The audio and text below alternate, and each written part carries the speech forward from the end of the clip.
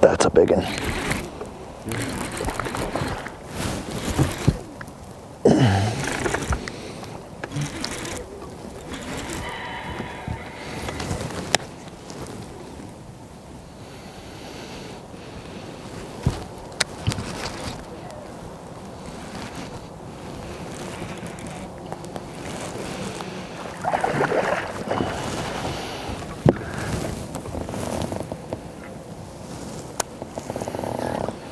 What if fish is mad?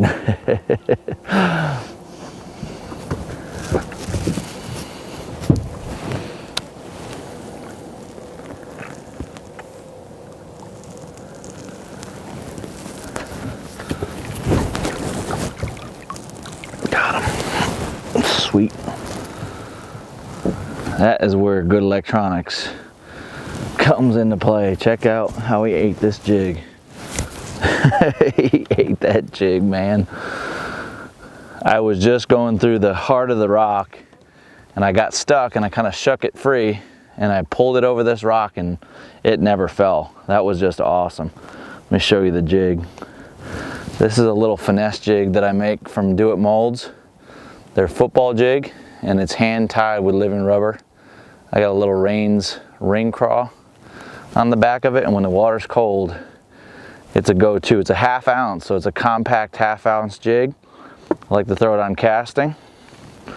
That's a really nice fish right there. What an awesome fish, man. Don't get any better than that. All right, so I want to show you guys, or give you guys a little tip. When you guys are looking to find fish in the fall, especially the late fall, it's probably one of the best times to fish a jig. And you know, one of the things I always look for is hard bottom, and preferably hard bottom near grass. So I want to show you kind of on my Garmin units what I'm looking for, and it's isolated stuff a lot of times. A lot of times, like depending on the lake, you know, some lakes the fish will be shallower than others, just depends on how deep the lake is, if it's a natural lake. There's so many different variables, but one thing that's for sure is there's always fish late in the season, especially largemouth, that love to be on rock. And if you can find rock with a grass transition, that's like a gold mine. So I want to show you what I'm, you know, looking for on my Garmin units. So we're in a bay that has grass. This is grass on the 2D sonar, you can see it, and it's just all grass right here. And a lot of times, I mean, it could be a hard spot on the inside edge of the grass line or on the outside edge. This particular area, I have found rock right where the grass line ends. And it's kind of like a very distinct transition. So if you look at the side imaging here, you're gonna see this is the grass. This is the grass line, you got your outside weed line, and boom, you got a rock pile right there. And it's just a small little area. It doesn't have to be a big area. The smaller actually the better, because a lot of times they'll group up on something like that. That's the deal where I want to throw the jig. I'm going to show you guys my jig of choice, rod, reel, technique.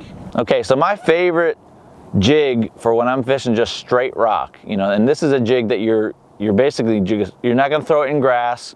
I can throw it in some wood, but I'm really, you know, focused on rock with this jig. This is a Do It Molds. I call it a finesse football jig. The mold is actually for just regular style football jigs, but I put a little 2 or 3/0 60-degree Gamakatsu in the mold, and I make this little 1/2 ounce. It's a compact jig. A lot of times those compact jigs work better when the water's cold.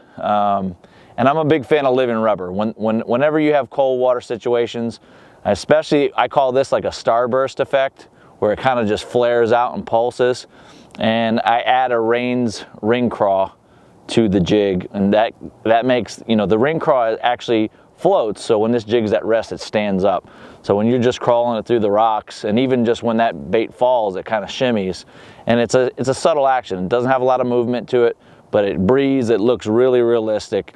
And I'm fishing this on 12 or 14 pound Gamma edge fluoro. If the water's super clear, I'll go to 12. A lot of times I fish it on 14. The rod of choice is a Dobyns Champion 744 jig rod special, paired up with the Lew's BB1 7-to-1 gear ratio. And that's my setup, you know.